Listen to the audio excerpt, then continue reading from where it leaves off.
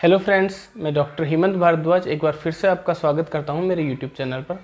आज हम बात करेंगे बेड वेटिंग के बारे में, यानी जो बच्चे बिस्तर में पेशाब करते हैं उसका क्या कारण होता है, क्या लक्षण होते हैं, क्या क्या हमें सावधानियां रखनी चाहिए, कौन सी बच्चों को हम ट्रेनिंग दें जिससे ऐसा नहीं करें, और कौन कौन सी होम्योपैथिक दवाइयाँ हैं जो इसमें क्योर करने में हेल्पफुल हैं। तो सबसे पहले हमें ये जानना ज़रूरी है कि ऐसा क्यों होता है कि बच्चे बिस्तर में पेशाब करते हैं। तो पहले इसके लिए नॉर्मल मैकेनिज्म समझिए कि कैसे हमको पेशाब करने की इच्छा होती है और फिर कैसे ब्रेन इसको कंट्रोल करता है। जब हमारी पेशाब की थैली यानी यूरिनरी ब्लैडर जब फुल हो जाता है तो वो ब्रेन को सिग्नल भेजता है कि वो फुल है, और उसके बाद हमें पेशाब जाने की इच्छा होती है। फिर हम सूटेबल जगह देखते हैं और उसके बाद ब्रेन जो है वो वापस ब्लैडर को सिग्नल भेजता है कि हाँ, अब सूटेबल जगह, अब यूरिन पास कर सकते हैं। इस तरह से ये मैकेनिज्म कंट्रोल होती है। नसों के थ्रू ब्लैडर ब्रेन को सिग्नल भेजता है और ब्रेन नसों के थ्रू ही वापस से ब्लैडर को सिग्नल भेजता है। नींद के दौरान भी ये कंट्रोल बना रहता है क्योंकि ब्रेन इसको कंट्रोल करता है। पर बच्चों में जो 3 साल तक के बच्चे होते हैं उनमें ये सिस्टम ठीक से डेवलप नहीं होता। इसलिए आपने देखा होगा कि जो छोटे बच्चे होते हैं, 3 साल से छोटे बच्चे होते हैं, वो ज़्यादातर बिस्तर में ही यूरिन करते हैं। 3 से 5 साल के जो बच्चे होते हैं उनमें धीरे धीरे ये कंट्रोल आने लग जाता है क्योंकि जो नसें होती है वो स्ट्रांग होती जाती है, जो सिग्नल होता है वो आ जाता है और ये कंट्रोल ब्रेन जो है ब्लैडर पे कंट्रोल कर पाता है। 3 से 5 साल के बच्चे कभी कभार बिस्तर में पेशाब कर देते हैं, पर ज़्यादातर बच्चों में इसमें कंट्रोल आने लग जाता है। 5 साल से ऊपर के बच्चे अगर बिस्तर में पेशाब करते हैं तो ये प्रॉब्लम वाली चीज़ है और इसके लिए ट्रीटमेंट की आवश्यकता है। कभी कभी ये समस्या बड़ों में भी होती है और बुज़ुर्गों में भी ये होने की संभावना रहती है। आइए अब जानते हैं कि किन बच्चों में या किन लोगों में ये परेशानी होने के ज़्यादा चांस रहते हैं। जो लोग बहुत ज़्यादा स्ट्रेस में रहते हैं, स्पेशली बड़ों के लिए ये फैक्टर होता है। स्ट्रेस की वजह से, लंबे टाइम तक स्ट्रेस में रहने की वजह से ये परेशानी हो जाती है। जिन लोगों को बहुत गहरी नींद आती है उन लोगों के भी ये होने की काफ़ी संभावना रहती है।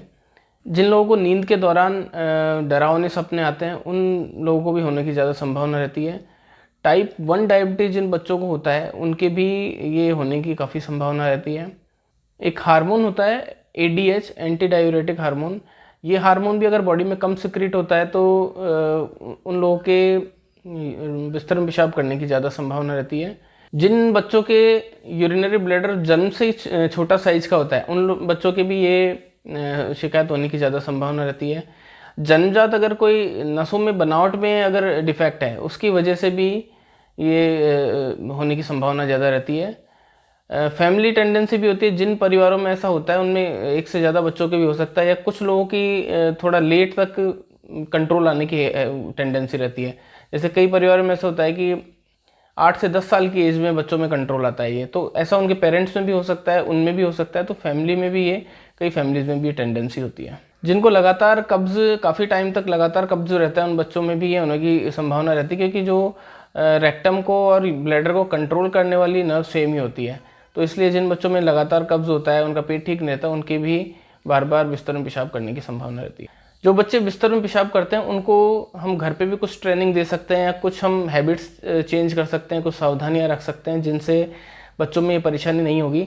जैसे बच्चों को हम आदत डालें कि रात को 7 बजे के बाद सोने तक उनको लिक्विड कम से कम दिया जाए, जिन बच्चों में ये प्रॉब्लम रहती है उनको।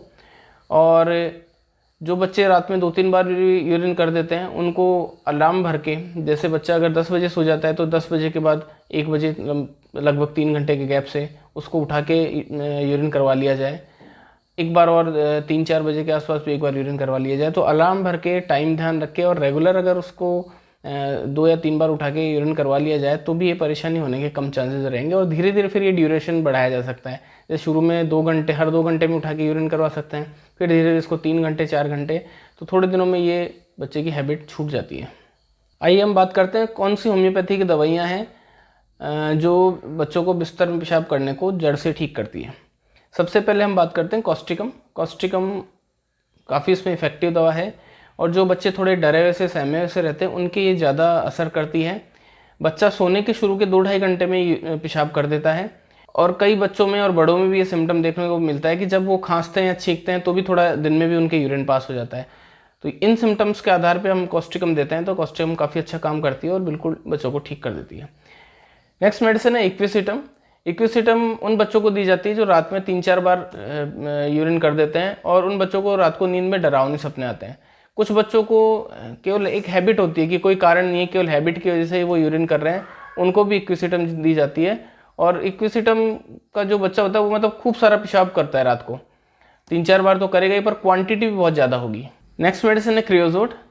क्रियोजोट उन बच्चों को दी जाती है जिनको रात को नींद में यूरिन करने के सपने आते हैं। उनको ऐसा लगता है वो नींद में कर रहे हैं यूरिन, पर एक्चुअल में वो यूरिन कर देते हैं और इसमें जो यूरिन होता है वो काफ़ी ज़्यादा बदबूदार होता है।